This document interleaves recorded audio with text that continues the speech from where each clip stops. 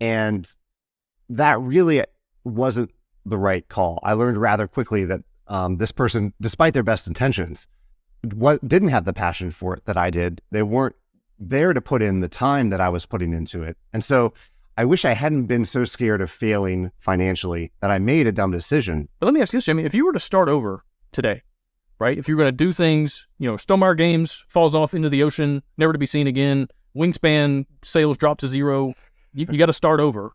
How would you do it? Yeah. But I mean, how would you do it? If I built something up and it crashed and burned and failed, I think I would be, honestly, I think I would. So Jamey, we're talking about how to monetize creativity. One thing I've noticed both personally and just talking to other creative people, it is so incredibly challenging. It is just so hard to make money, to make a living off of art in any form, it seems like. First of all, have you noticed that too?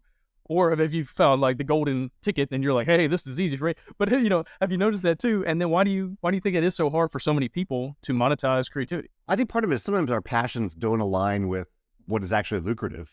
Like for a long time, I wanted to publish a book. I wanted to write a book and publish a book. And I wrote the book. Maybe I could have gotten an agent for it. I didn't go that far with it. But to actually turn that passion for writing a novel into actually making money from a novel they're almost two completely separate skill sets. Have you experienced that? Oh, 100%.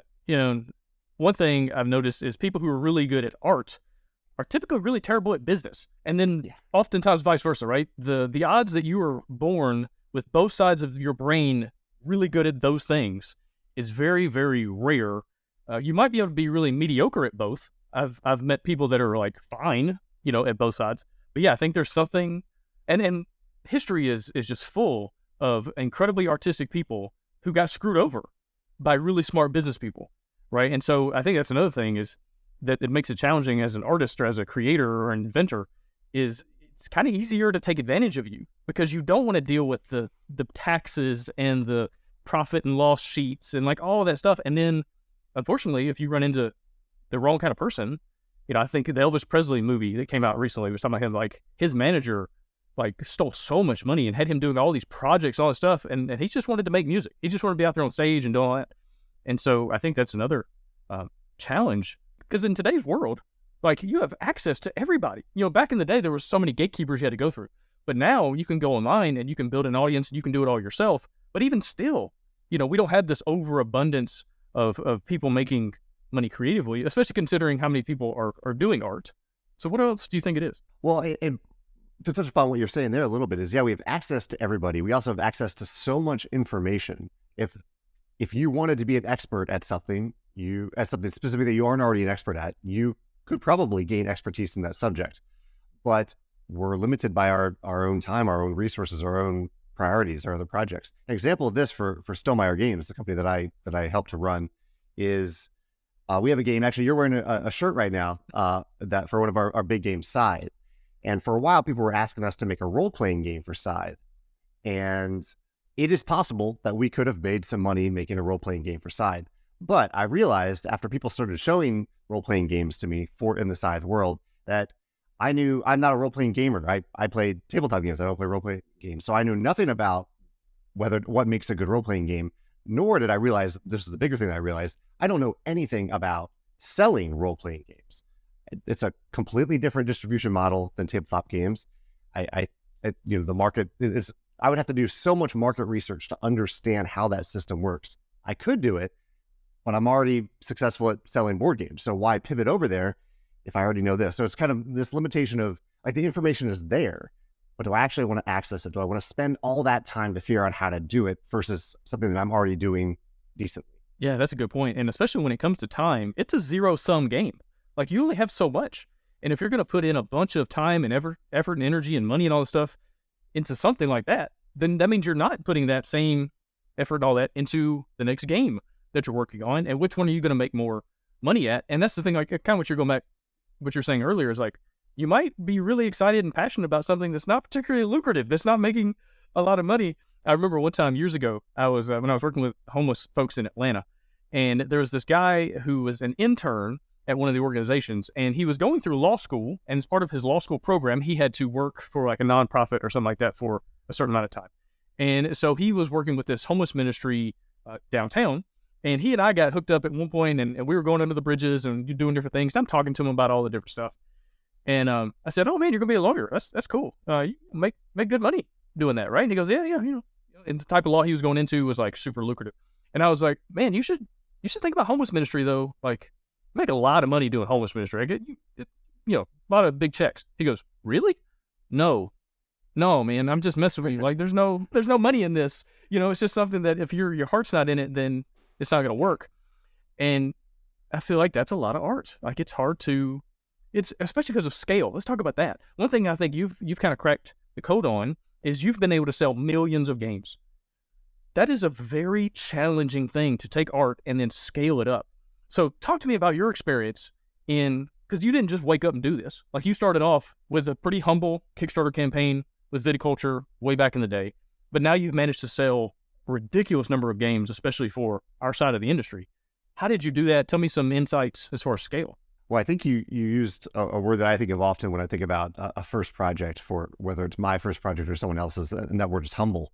It really helped that I happened to start small. If that campaign had really blown up, I think it raised around $60,000, which was a lot of money. It felt like a ton of money at the time.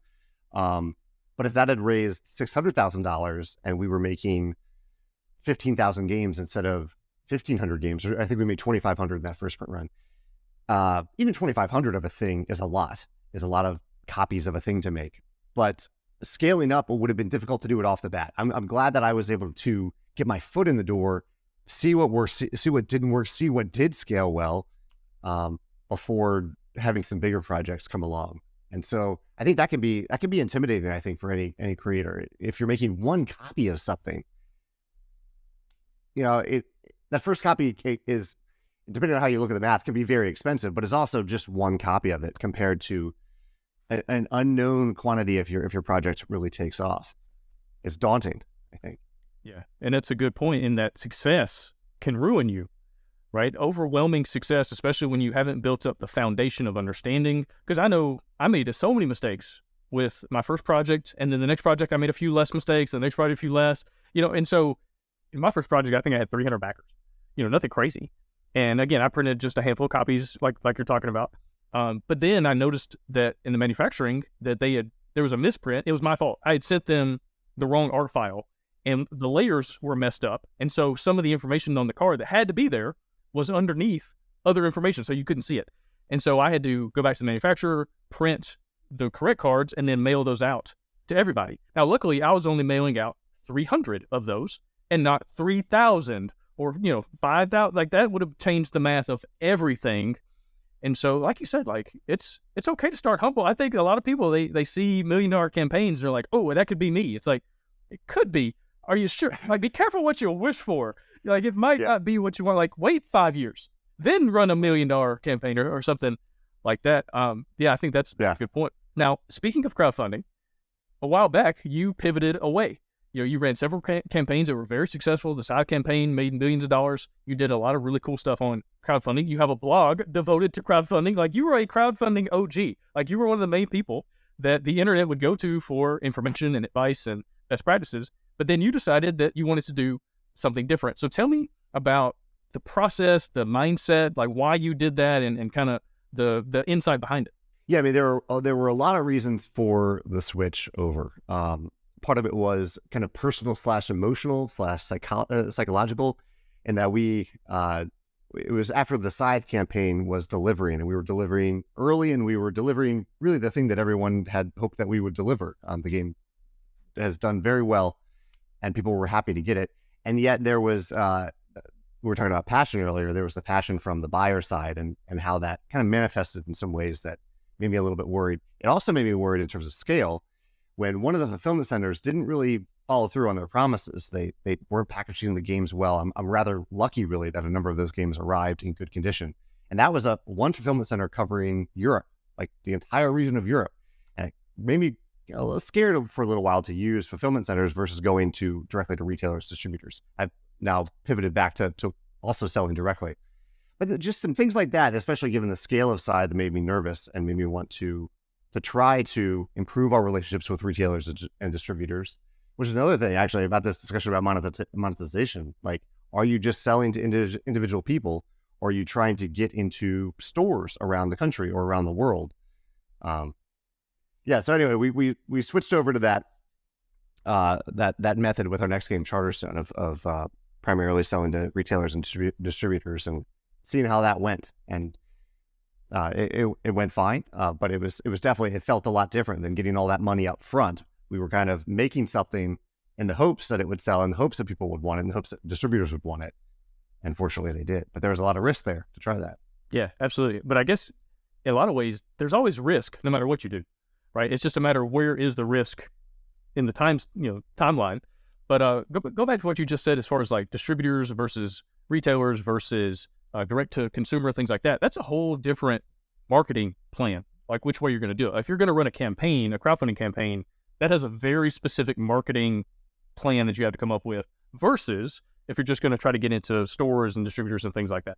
So tell me just some of the things you're seeing nowadays, right? With the market being a little bit bloated, like there's so many companies, there's so many games, there's so much going on. It's hard to cut through all the noise. So what are you seeing marketing wise that someone listening to this show could kind of take away, especially if they're on the newer side, right? They're just starting out, they're just trying to figure out what are some marketing tips you would have for them? Well, Gabe, I don't know if my answer will be all that encouraging to someone watching this, because unfortunately, I think the answer often that I'm seeing for retailers and distributors is that they are defaulting a lot more to the things they know they can sell within a few months. And those things are often either a perennial bestseller, an evergreen game that they're getting requests for, at least a few requests for every month, or they are a hot new game. And those are two things that you don't have that much control over. Like if we're trying to make a product, whether it's a game or something else, you're trying to make the best version of that product, but you can't really control if it's going to be a hot new game. You can't control if it's going to be a best-selling game, especially from the beginning. So in terms of marketing, I think you can do your best in terms of the marketing of the product design itself to do the best you can. And it has helped for us, at least, that from the beginning, we were trying to forge relationships with retailers and distributors. So even on our earliest campaigns, we had a retail pledge level or a way for retailers to back the campaign. And so we started to form some of those relationships early on, and they've paid off in the long run because those games have continued to sell. But those two things go hand in hand. Have you, on your campaigns, I don't know offhand, have you done direct retailer pledge levels, things like that? Yes, but it's never been more than like 20 backers at that level. Like it's never been on a grand scale. I think part of that is most of my games are very niche. I make solo games. I make 20-minute playing, $20 type games, and honestly, I don't make that much money at a retailer pledge anyway. If you're selling it at 50% and then you're also giving some kind of subsidy on the shipping, like I'm not making enough money off of those to really make a difference. And so I think that's another thing to think about as far as the math and the scale. Because I know when I did Robomon, now you're talking about an $80 game. Now there's a margin versus the games I was doing before, which are $20. And now I've got, and that goes into marketing. Like all of a sudden I had a lot more money to play with, not the right word, but like to be able to put into the budget. Because I was like, okay, if I can get a backer that's $80, that then there's, more to do with, versus if I get a backer, it's $20 and I have a very tight margin to kind of mess around with. So I think that's another thing when you're thinking about scale. Can you be the button shy of the world that puts out 18 card games and you're not making a lot of money per sale, but then you maximize, you have a lot of backers, you have 3,000 backers on a campaign and still make money? Yes. But what would be your thoughts? Like if I'm a new creator, do I start off with a $20 game? Do I start off with a $50 game? Maybe not 100. Maybe that's a big ask. I think if I've got a $100 game with a bunch of miniatures, I've never delivered anything before, I think maybe that's not a great idea. But when it comes to like the low range versus the mid range, what are your thoughts? Coming at 20, coming at 50? What do you think? Well, going back to the humble idea, I think me from a few years ago might say to go for that $20 game. Now, I think manufacturers know how to make a $50, $60 game. Because my main hesitation, the reason I would pull back from encouraging someone to go for a kind of a medium weight or a medium priced game like that would be that they haven't learned how to make the game beautiful yet, or how they haven't learned how to make all these different components that would probably go into that game, because a $50 game is probably going to be more than just a deck of cards or something like that. But at this point, the project managers at any manufacturer are going to help you get there, I think. And so having that expertise hand in hand with what you're trying to create, I generally like to think to go with a passion. You mentioned passion earlier. If you're more passionate about the $50 game, uh, I would go for that. I would go for the one that you're more passionate about. That said, if you're more passionate about the $20 game or the $25 game, and that's the one that you really want to share with the world, I would go with that. Doesn't necessarily mean that you'll be profitable. Like you said, you might have lost some money on some of those retail sales, but you never know. Some of those retailers might come back to it in the future. Some of those early backers, those 300 backers that you had, some of them I'm sure are still sticking around supporting you, or at least hanging out and hoping for the next thing from you that they want. You get that sense? Yeah, absolutely. And that's something I've talked to a lot of new creators about. It's like, understand that your first campaign, three campaigns, maybe, it's really about foundation. It's about building an audience, building a group of people that they learn to trust you. They become your raving fans. They're the ones that are on the social media groups and whatnot, talking about your stuff without you having to pay them or ask them to, or spend money on it. That's really what you're doing. And so, yeah, you might want to come in at a cheaper price point just because you can manufacture it for cheaper. You can get it out in the world. It's going to be probably cheaper to ship. Like the problems are going to be cheaper, right? The mistakes are going to be cheaper. Everything's going to be a little easier to handle when you come in on the low end. But if you're really passionate about that kind of middle, ground $50 game, that's another thing to take into consideration. I was talking recently about how hard it is to finish anything. Small, large, enormous, tiny, like it doesn't matter the size of the project. It's so hard to finish anything. And so the more passionate you are and the more excited you are about the thing, maybe the more likely you are to actually get it across the finish line. So there's that to take into consideration too, because if you're just doing something to start off with, just because it'll fund and you know this is a good way to do it, but you're not really excited about it. It's like, if you're selling something because you can make money, I mean, that works. But I don't know. That's something to really think through. Any advice on that side of things? You mentioned earlier that time is scarce and precious. And for me, if I'm going to spend my time on something, it's going to be something I care about. It's going to be whether it's a video I'm excited to make, a conversation with someone like you that I'm excited to have, or I'm going to spend 100 hours working on a new game. It's got to be something that I'm excited to put out there in the world, not just for me, but for other people too. Because I'm putting it out there, I'm creating something for people to consume and to use, and hopefully to bring joy to their tabletops. And so I don't want to waste their time either. So I for every project that I make, it essentially becomes a passion project, whether it's my design or someone else's design that we're publishing. That's a good point. We're talking about monetizing creativity, but I feel like if you're getting into this for the monetization over the creativity, you're going to run into a problem. And I would have to really just ask you the question, why don't you just learn how to code websites for insurance companies or something like that? They're going to pay you a large amount of money. You're going to be able to do something that is kind of creative, like you're bringing something to life. But go be a plumber, go be an electrician, go build stuff. Like you're going to make $100,000 a year doing that. Where if you're going to be a writer, a game designer, an artist, like the odds of making $100,000 doing creative stuff is very low. So if you are coming in thinking monetization over creativity, you might run into some challenges there. Have you noticed people doing that though? Like I feel like I've seen people that seem to be getting into the business of games for the money sometimes. Like they see $1 million campaign, they're like, oh, okay, this is a way to make a lot of money without knowing anything about the margins, the background, how much goes into things. So what are your thoughts on that side of things as far as, just encouraging people, I guess, as far as the creativity versus the money? I think you've said it really well there, Gabe. It's a little bit of a red flag whenever I hear someone who talking about something they want to create, and one of their motivations for that is to make money, whether it's a game, whether it's anything that they're even just a little bit excited about. If they're already starting to talk about the money before they've started to actually create it, that to me is a little bit of a red flag. And just partially on a personal level, because I feel for them. Like I don't want them to fail in that way. But if you've determined that the gauge of success is that you are financially successful, that you have made money on it, there are just so many other ways that you can be successful. Like if your goal is to make a game that makes some people happy, you could just design a game and play it with your family, play it with your friends, and that can make those people happy. But if your goal is to make $1 million on a game and you don't meet that goal, that's something that's relatively out of your control. And so you're setting a goal that you can't even control at all. Whereas you can set the goal of putting the game on your table at some point.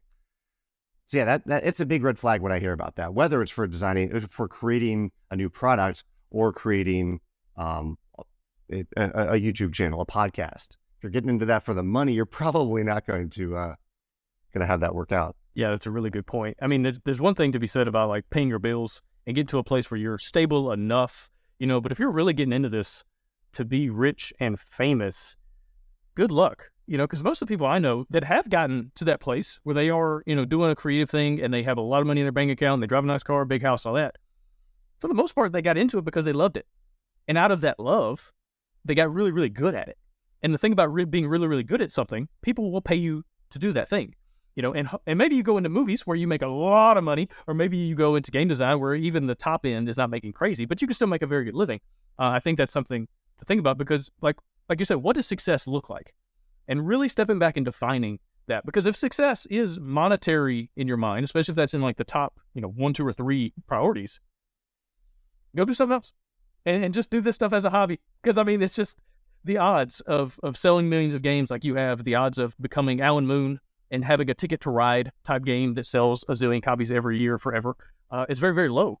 And so, yeah, go do something else on Saturday morning, play test and prototype, but on Monday, go back to the office and make more money doing that. And because you can use that day job to fund the creativity. So that's another thing. Let's think about that. Because you did this for a long time. You had a pretty stable job and you were doing all the Stegmaier game stuff on the side. So tell me about that, because your monetization was not necessarily games. It was like you were monetizing your other time and then bringing that over into the tabletop space. Tell me about your experience there. Yeah, and in fact, I would say this was crucially important to build that foundation that you talked about earlier, because I was not relying on money earned by Stegmaier games for my income to pay the bills. So I had this project for viticulture, and it did, like I said, it did okay. And then we sold some retail copies of it, and I had a full-time day job at this time. And all of that money that I was earning for viticulture was going back into viticulture. It would eventually go back into a second print run of the game, opposed to me counting on that money for my own personal funds. Instead, I had another campaign for another game, Euphoria. And at that point, I was working so much for both jobs, my hobby job and my full-time day job, that I asked my boss if he could pay me 20% less and I could take one day off a week just to focus on my company that I was working on.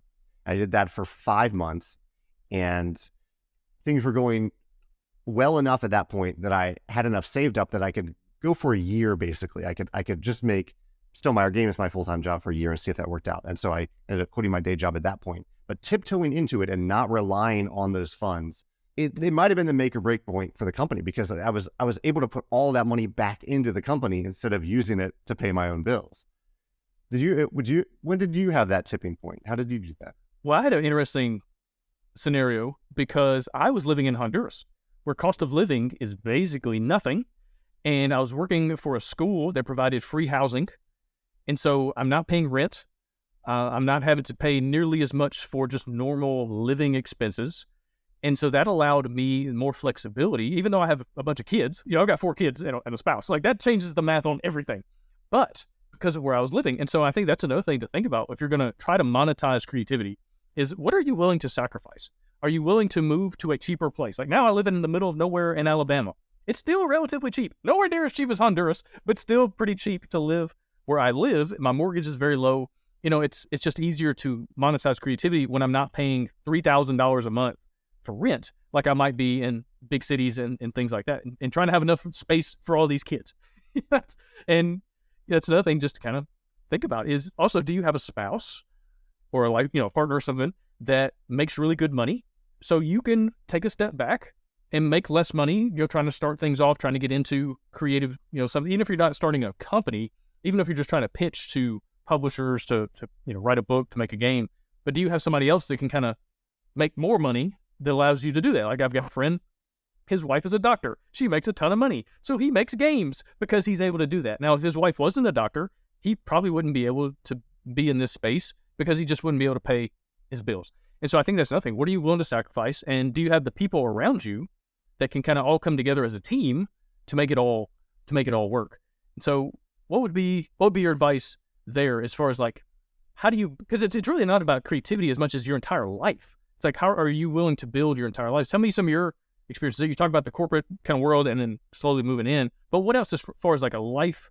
Because you're not driving a Range Rover, as far as I know. Like you're not out there going crazy. Like you still live.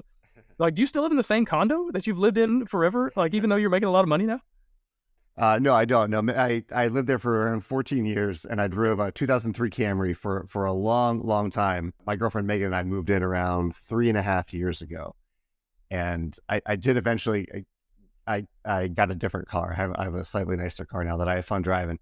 But I do. I try. So what I do is, and I'm glad that you've tied this, the hobby, the passion, or if you may want to make a career out of this, I'm glad that you've tied it to all these personal things that factor into whether or not you can actually monetize something. Because I do a monthly budget. Like I look at, it's not a tight budget. I don't say I have this much money to spend on something this month. In the back of my head, I kind of had that, but I don't do that on paper. But rather, I look at how much money I spent in the past month in different pockets. How much did I spend on food? How much did I spend on investments, on things that are going to help me 30 years down the road? And look at that total. How much did I spend on things this month? And did I do well? Should I have spent less? Can I trim that? And even just the awareness of seeing how much I spend month to month has been really helpful for me to be better at living within my means and hopefully preparing a better future for me and my family. Do you do anything like that? Do you look at your personal finances and have that impact decisions that you make on the business side of your life? Yeah. So I don't know how healthy this is, but I check my bank account pretty much every day. And I just stare at the numbers. Now, there's also, I'll sit down and think through the budgets and, I've got a game coming up and I've got shoes to buy for kids. Like, there's all those things that also factor in. But, like, if I was trying to lose weight, I don't think I would look at the scale every day. I think that is super detrimental from, like, a physical, mental thing. But when it comes to money, I like going in and looking at those numbers because it's a motivator. It's like, hey, this is not where you need to be. You got a lot of college you might have to pay for. You got cars you're gonna have to buy for these kids. You have some health things that your children. So like that's one thing that it's almost like a fire. You know what I mean? Like it kind of puts it in me to go. I got to get these numbers have to go bigger. And how do they go bigger? Well, I have to make more content. I have to put more games out into the world. There's a million things that now let's channel that burden into activity. Now, I think it can be dangerous because some people, they get that burden and then they sit on the couch. So it depends on who you are. Like, you have to find what motivates you. Now, I've got motivators walking around my house daily. I go, I need to go back to work because I got to do some stuff to make sure you're going to be taken care of. And that's a balance, though, to not go crazy and not work 18 hours a day and be like, oh, I'm doing it for my kids. It's like, well, you're probably doing it for yourself, too. Like, it's not just for them at that point. So I think there's some things to think about there. When it comes to motivating factors, tell me about you, though, because I don't think we've ever, in all the conversations we've had, and to be honest, part of why I started this new podcast was to be able to talk to you. I enjoy our time together, so appreciate you being here.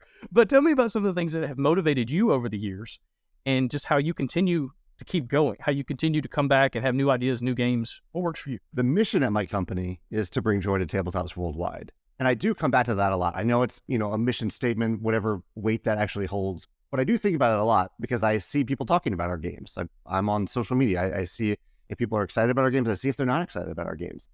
And it really does uplift me when I see someone having fun with one of our games or when they've connected with someone, especially someone unexpectedly about through one of our games or through any tabletop game. So that is still a major motivator.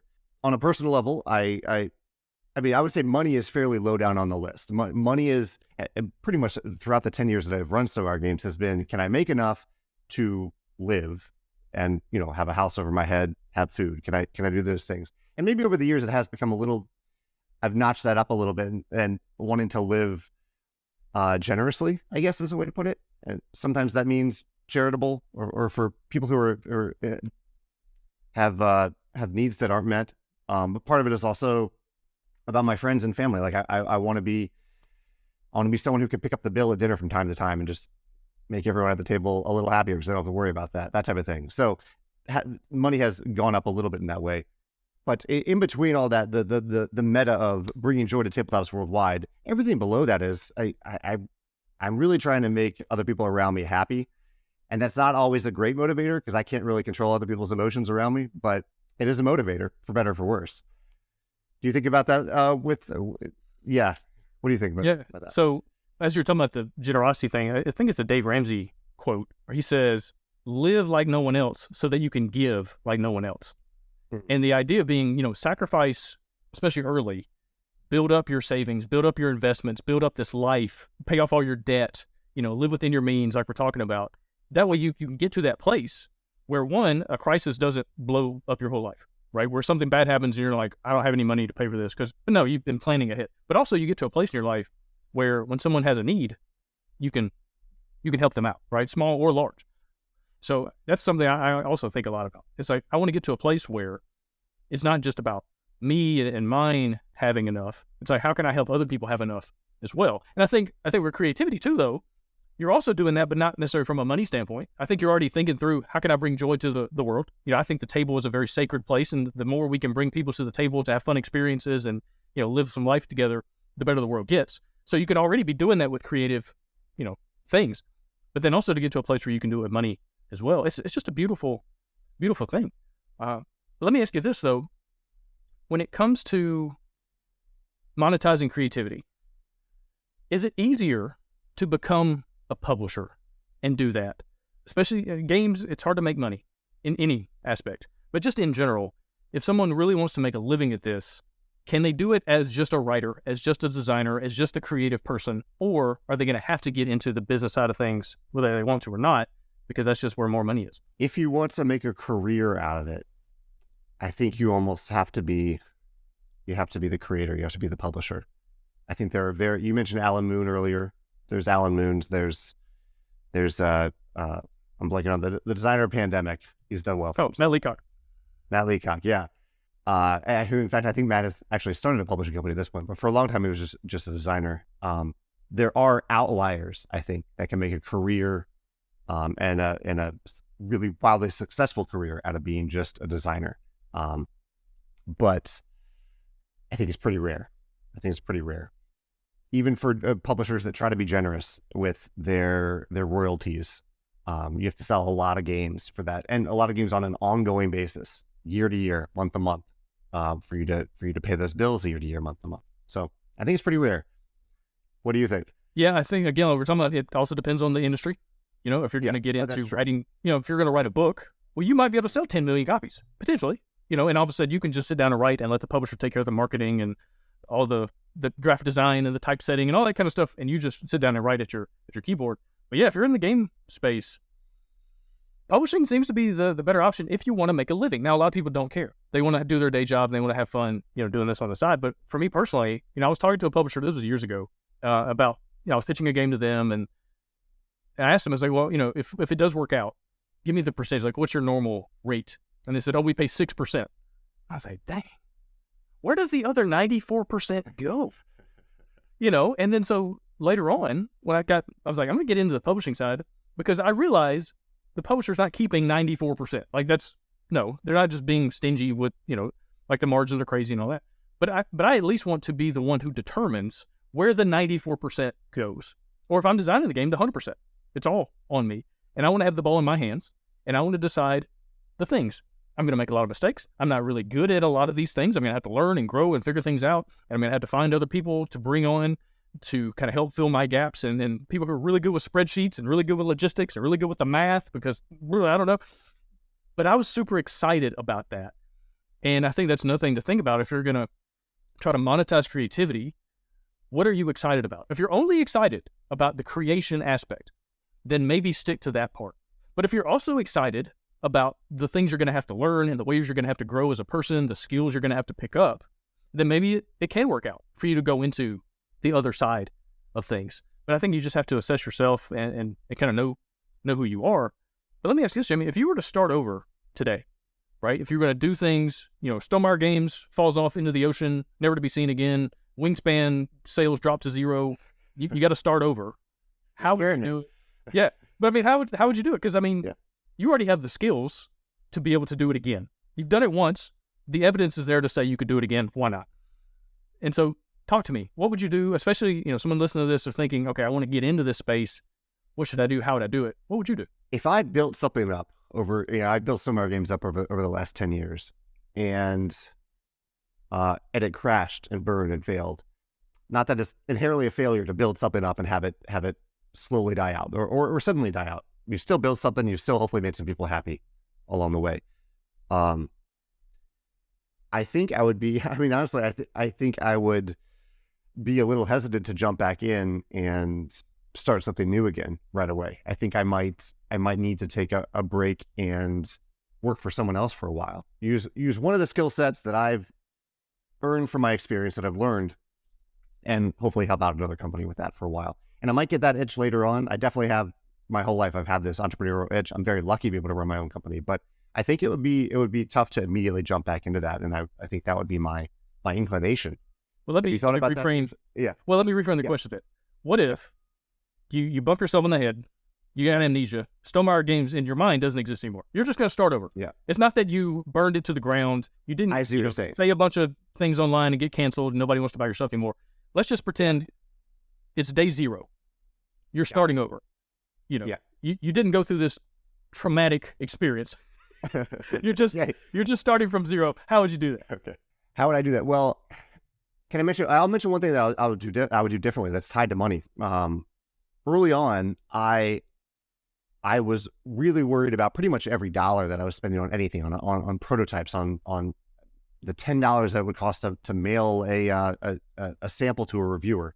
Every little cent seemed to be everything, because I didn't know if we would actually sell any copies of the game. I didn't know if it would fund on Kickstarter, and I had to invest something up front. And so I made a good call and a bad call. The good call was that I partnered with a friend. My friend Alan was excited to be a part of that design process, that playtesting process. It was really helpful for me to have a friend along the way. But because of the money side of things, I also wanted a financial partner to help out in the early days. And it wasn't that I didn't have, I had a small amount of savings at that time, but I was really worried about failing, and I was worried about losing the money that I had invested. So I thought, okay, if I have someone else who has some skin in the game, then it's not only my money that I'm losing. I didn't want to lose their money either. But basically I brought in an equity partner at a very low level, but at the time it seemed like a lot of money. We're talking hundreds of dollars, but it seemed like a lot of money at the time.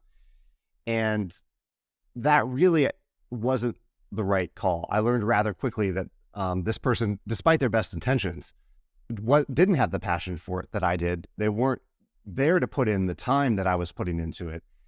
I think they just saw it as any other investment that they could toss a few bucks at and hopefully get a decent return on it. And so I wish I hadn't been so scared of failing financially that I made a dumb decision in terms of equity, and an equity partnership at the time. So that's something that I would do differently. Absolutely.